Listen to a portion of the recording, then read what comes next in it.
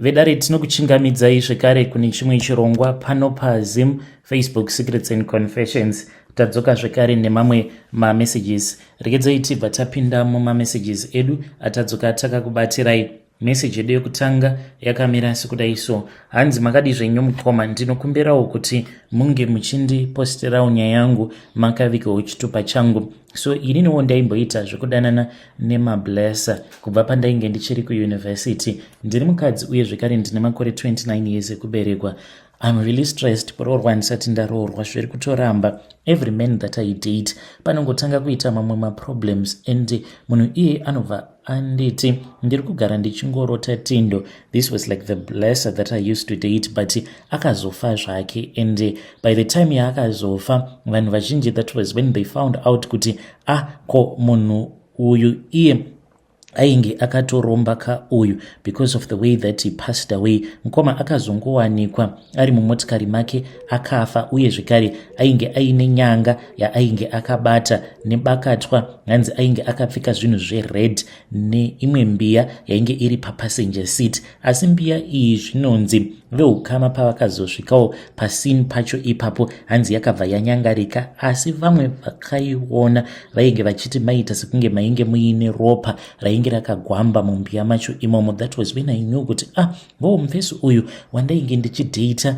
he was like munhu akaromba. So ndaiwirirana nekamwe kasista kake kakazondifonera kakabva kazondiudza zvose nekunditumidzira mapictures enyanga yacho nembiya uye zvekare nezvinhu zvered zvaainge akapfeka. So mkomanashi, the way that I got to meet this guy, we were at the party and ndainge nditori nekasister kacho kakabva kati, iwe, I have this brother of mine, you know, he is someone wekuti he is always snooping around my phone. So there was this other day apo paainge ari busy nefone yangu, then he came across your photo and akabva azondibvunza kuti komunhu uyu ndiani. Ndikabva ndamuudza kuti no, it's not like we know each other on a personal level, but munhu atongori bo. So that was when pandakabva ndazomupa manumber. That's when I was like, oh, all right. Ndokusaka munhu yakazongotanga kungotaura neni, then we started dating. Saka kubva zvandakatanga kudanana naye akabva anditi inini ndiri munhu anongofarira kungopa munhu waanenge achifambidzana naye mari ka1.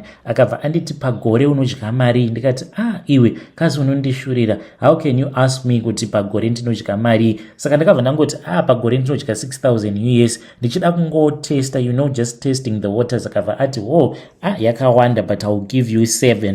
Nokoma ndakabva ndapiwa 7000 US. Mari iyi ndakaidya, and people they won't even believe it kana uchitaura nyaya dzakadai. So unotoita sekunge munhu ava kutopenga, like unofarira madrama. So but ndakadya mari iyi for 3 good years. Ndaiti kana ndikabuda ndikanospenda maybe 1000, pandinodzoka pandinozoverenga ndobva ndaona kuti maybe munenge mava ne 6.5, yet ndinenge ndasiya mumba muine kana 5000 kana kuti 5000 something US dollars. Mari iyoyo ndakazama zvose kuidya, kuipa vabereki, kuita sei. Ndaingoona kuti mari iyi yaizongodzoka zvekare kwandiri. Ndaiti kana ndikamubvunza aingoseka zvake. So he then passed away. Ndikati I have lost a good man, but now I was scared kuti saka it means kuti mari yaiya yandainge ndakapiwa yainge isingaperi, yainge iri mari yeurombwa. Zvino ndiri ndava kupera muviri wangu every day.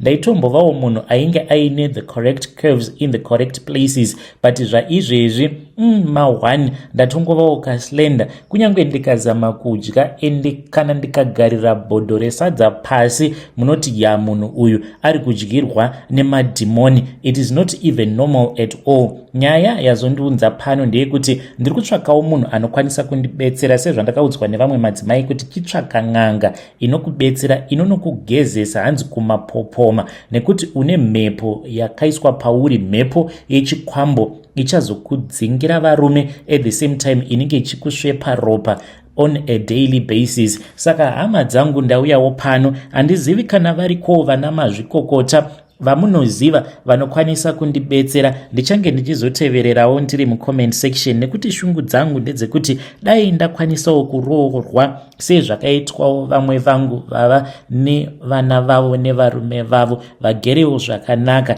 I know kuti mukurarama vanhu vanosangana nematambudziko akasiyana, but handingarambi ndakashingirira ndichisangana nematambudziko ose awa andiri kusangana nawo. I learned my lesson kuti kudanana nadzo mbinga idzi hakuna kana kwazvinombokusvitsa. Hanzi ndisati ndaenda kumapopoma kwacho ndinofanira kuti tige tichizoenda paguva rake ndonopopota apa munhu uyu mukoma kwacho kwavanobva kwamutoko kumapfanya last number handitombozivi kuti ndichaendako ndichiti kudii uye zvekare ndichaperekedzwa nani. Hanzi ndinofanira kutoenda kunopopota paguva rake kuti zvose zvawakaisa pamusoro peupenyu hwangu handichazvidi kubva muzuva ranhasi ndobva ndachizoenda manje kumapopoma ndobva ndachizonogeza apa. Kana motikari handitomborina, chouviri handitomborina, ndinotoshaya kutoziva kuti ndichaita sei. I was thinking of even telling his little sister kuti izvi ndo zvandiri kusangana nazvo,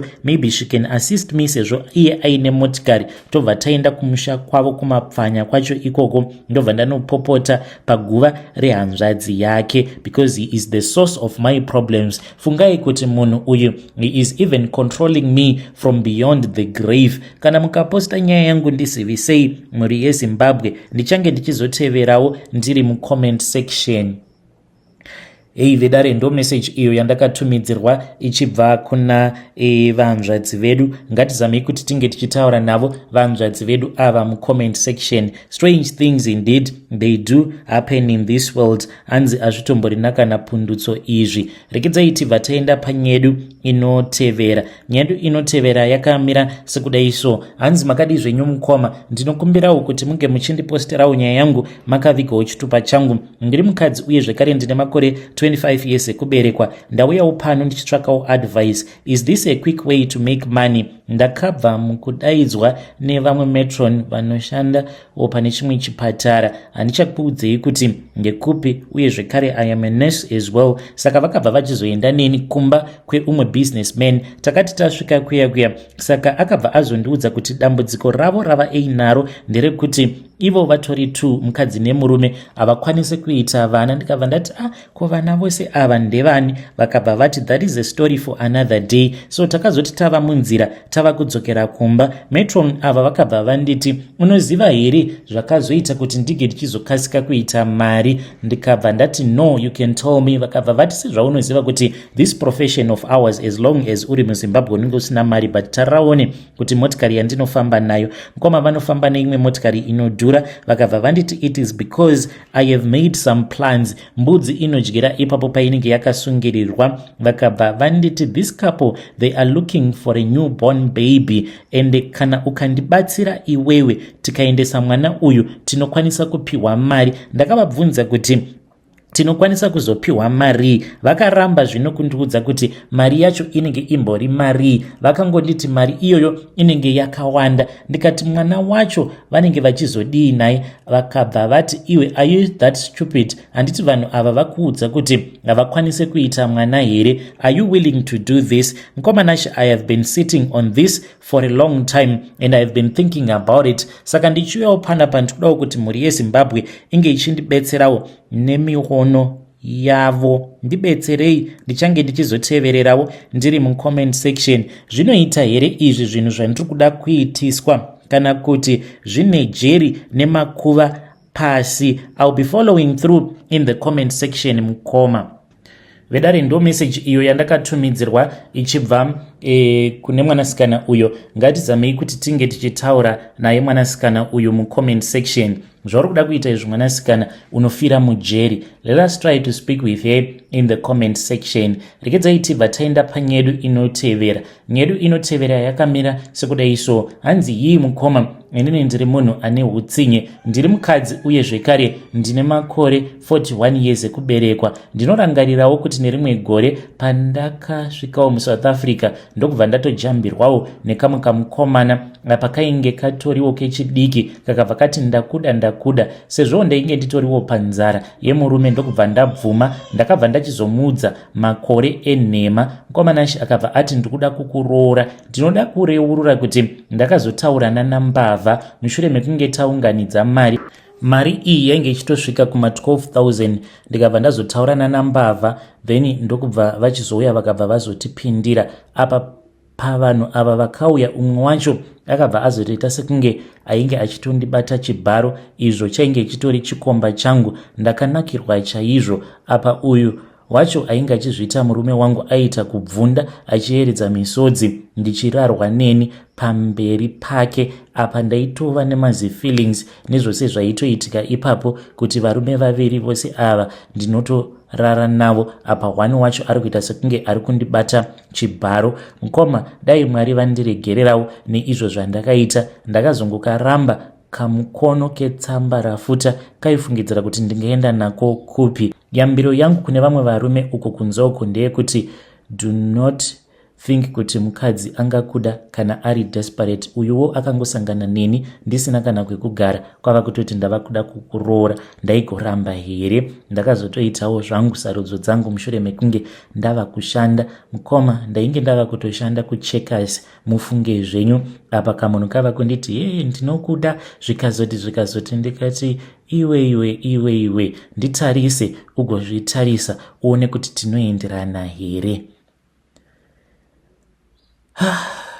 Vedare ndo message iyo yandakatumidzirwa ichibva kuna vanzvadzi vedu. Ngatizamei kuti tinge tichitaura navo vanzvadzi vedu ava mucomment section. Zvakangoma hazvo vedu we, strange things indeed they do happen in this world. Kuti vanzvadzi makanyatsokuti kwesere chaiko zvokuti munoti maito enjoya kubatwa chibharo pamberi pemurume wenyu. Dzirimo chaidzo. Amen. Vedare ngatitaurei navo vanzvadzi vedu ava mucomment section. Pane imwe voice note iyo yandakatumidzirwa ichibva kuna Heidi. Please do not skip. Let me play that voice note for you.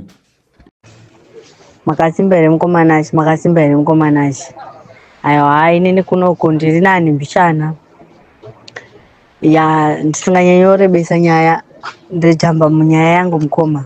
Mukomana ane 24 years, turning 25 this year kumberi. So nyaya iripo yakamira sekudai somukoma. Ndingati ndiri kunyika yavatorwa kure ku Europe chaiko uku. Nyaya iri kunyanyondinetsa ndeyekuti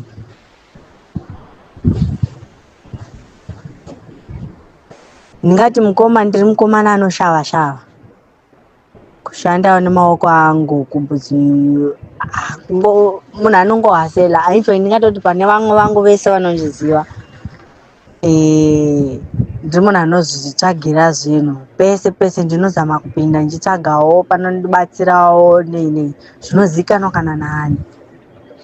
Ndingati pekutanga pandakatanga kuda kuita zvekuita mabusinesses ndanga ndiri kunoku. Ndakatora mari yeschool fees yandandatumirwa nevabereki. Hapane zvazvaitika vazokumba, saka mari yangu yakanonoka kuuya kunoku. Ndo pandakatangirawo ngoti ndimbosanotora hangu mari iyi ndimbosanoispina ndichibhadhara kuschool fees. Zvakaitika sekudaro mukoma zvinhu zvaitofamba mbichana zvichifamba. Zvinhu zvakazongotanga kungodonha zvandisina kunzwisisa kuti zvakafamba seiwo. Zvinhu zvakadonha. Ndikasvika paunotsanangurira vabereki vakatonzwisisa paya. Zvinhu zvinozombomira zvakanaka kubva ipapo mukomana. I think last year part 1 pazvakaitika izvi, that was 2023. Zvakangoramba zvakadaro kusvika ndatanga kushava nepandandinapo vabereki vanga vakuzviziva. Tojamba edu kumashure kwese uku hakuna hako basa stereki, because tingati kukurawo dzimwe nguva zvinhu zvinoitika semuri mubusiness. Asi chinji kunyanya inondinetsa manje ndechekuti mukomanache pane vanhu shamwari dzangu kana kuti vamwe vangu vandiri kuita navo business. Ndingati ndini I was the second or third, but ndandiri mutop 5 yevanhu vakatanga mabusiness ekutonzi ndabata chinhu chinobatika. Kana inga iri restaurant, ndakange nditori munhu akatovhura restaurant nemari iya yandatanga kuudzai kuti ndakavhura iyai yandakashandisa iyai. Ndini ndanga nditori one of the first, even ndanga ndandiri top chiko top 5 yevanhu vakatanga zvemabhizinesi muzvinhu zvemabhizinesi izvi.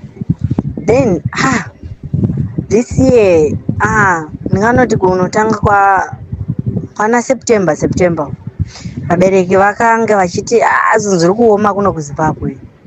Saka zvatinogona kuita ndezvekuti tichakusendera mari yekuti ubhadhare rent yakakwana yemamanzi anotevera mberi aya, so usazonge uchinetsekana uzotiti tipo mari vozoti hatigoni kuzoibata kawana vaitamba around and stuff. Ininiwo semunhu anoshava ndakaona kuti ndingotora mari yevabereki ndonobhadhara rent haina zvainondibuditsira. Ndakabva ndatora mari yakobva ndanota sei ndinotenga mishini yangu yandakatanga kushandisa. Ndiri kungoitawo zvekushava ndichiwana zvimari kuvanhu. Here comes the problem yekuti Nkomanachi, pane vanhu vaya vandakatangira kuita bhizinesi vaya vava kumberi kwangu like vatova vanhu vakutonzi vakutoverengwawo kuvana vechikoro kwatinenge tinavo. Vatova vanhu vakutoverengwa kunzi vane mari, asi inini handirari, handiita sei ndichishanda ndichidii. Zvinhu zvinondidya mwoyo. Tonoti tomboregera izvozvo zvemukomanachi. Pane pekuti unonyatsoona kuti ameno pamwe ndinenge ndichifungisisa kana kuti inini ndisingagona kumaneja mari dzangu kana kuti sei. Ndogona kutombotamba raundi mukomanachi nevamwe, ndi mari tondawana ndotamba raundi nevamwe, but mari iyoyoyo inongozo ndaunganidzawo kuti ndaunganidza nguva yandinozono ndakuwana mari. Zvingave zviri zvikwereti, zvingave zviri zvinhu zvinongodya mari zazvo zvekuti mari yako unongoti kumari iyi ndazoishandisa chiko yazopera kudai, saka ndazoshandisei. But mari yandandinayo yanga yakatowanda, but handisi kunyatsoona chandanyatsoishandisa chinechi zvino. Saka zvinhu zvinongondidya mwoyo wangu. Handizivi kuti ameno ndozvida batsiro here kana kuti pamwe ndiri kungotadzawo proper management dzangu, pamwewo ndiri kungofungisawo hatipasimborina zvakanyanya kuunderstand. Saka ndopana ichikumbirawo kuti kana zviri zvinhu zvokuti pamwe mweya wegwata chiko zvingave zvinhu zvinonetsa mundibatsirewo ipapo.